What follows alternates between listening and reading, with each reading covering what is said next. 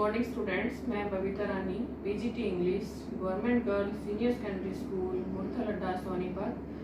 पहली वीडियो में हमने किया था बॉयज़ का कुछ पार्ट जो कि टेंस पर बेस्ड था कि हमें टेंस से पता लग जाए कि वो कौन सी हेल्पिंग वर्ब उसके साथ लगेगी।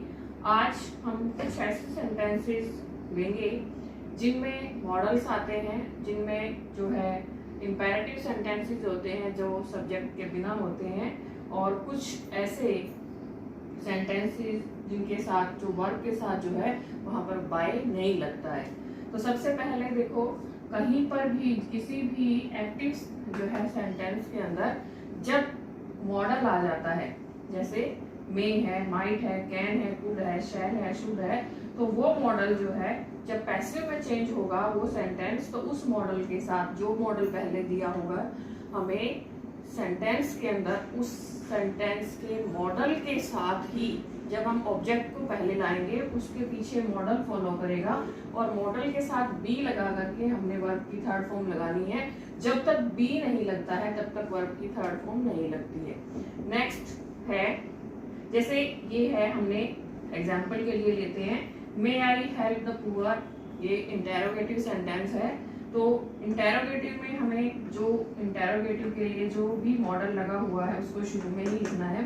उसके बाद ये हमारा ऑब्जेक्ट है, हम इस ऑब्जेक्ट को आगे लाएंगे मे द पुअर, और उसके तुरंत बाद बी लगाएंगे क्योंकि बी को फॉलो करती है helping main verb third form में। ऐसा नहीं कि हम पहले यहाँ पर वर्ब लगा दें और उसके बाद बी, जब तक बी आगे नहीं होगा तब तक वहां पर हेल्पिंग जो मेन वर्ब है वो थर्ड रूप में फॉर्म में नहीं आएगी, ये हमने याद रखना है। तो सब में यहाँ से ऑब्जेक्ट ले आए द पुअर, बी हेल्प जो मेन वर्ब थी उसको थर्ड फॉर्म में बदल दिया, हेल्प बाय आई को मी में चेंज हो गया। अगला है इम्पेरेटिव सेंटेंसेस। इम्पेरेटिव सेंटेंसेस वो होते हैं बच्चों जो कि विदाउट सब्जेक्ट होते हैं, आदेशात्मक मानते हैं उनको हम।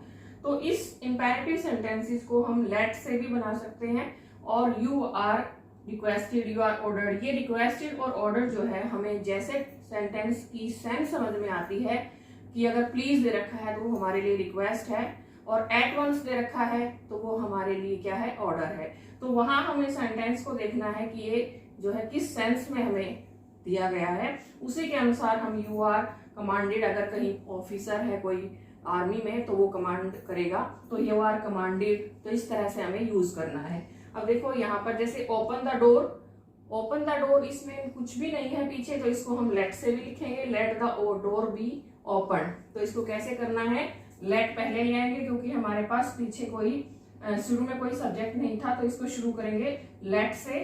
जो यहाँ पर ऑब्जेक्ट है इसको आगे लेकर के आए, द डोर ऑब्जेक्ट की जगह पर बी, और वही फॉर्मूला कि बी के बिना कोई वर्ब की थर्ड फॉर्म नहीं बनती है, बी जरूरी लगाना है। Let the door be open, और अगर इसके पीछे प्लीज दे दिया होता, ओपन द डोर प्लीज, अगर यहाँ पर प्लीज वर्ड दे दे तो हमें ये समझ में आया कि एक रिक्वेस्ट की गई है, तो इसको हम चेंज करेंगे यू आर रिक्वेस्टेड में। और कुछ भी नहीं दिया है, open the door at once लिखा है, तो वहां पर हम चेंज करेंगे you are ordered to open the door. Next है इंफिनिटिव वाला, जैसे it is time tea to be taken, it is the time to take tea, अगर हमें ये सेंटेंस मिल जाता है, it is the time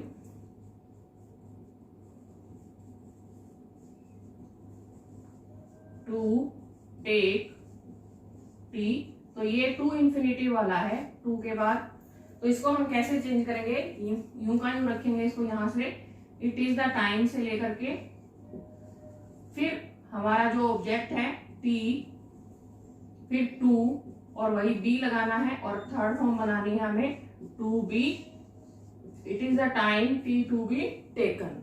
next है, कुछ ऐसी वर्ब्स होती हैं, ठीक है, कुछ ऐसी वर्ब्स होती हैं जिनके साथ हम बाय का यूज नहीं करते हैं, जैसे ऑफेंड। ऑफेंड का कोई भी जब ऑफेंड जब मेन वर्ब में आएगी तो ऑफेंड के साथ हम बाय नहीं लगाएंगे, पीछे जो हम ऑब्जेक्ट को जब आगे ला करके उस सब्जेक्ट को पीछे ले जाते हैं तो उस सब्जेक्ट के साथ हम बाय लगाते हैं, by him, bye her, bye them, लेकिन वहां पर बाय नहीं लगता है।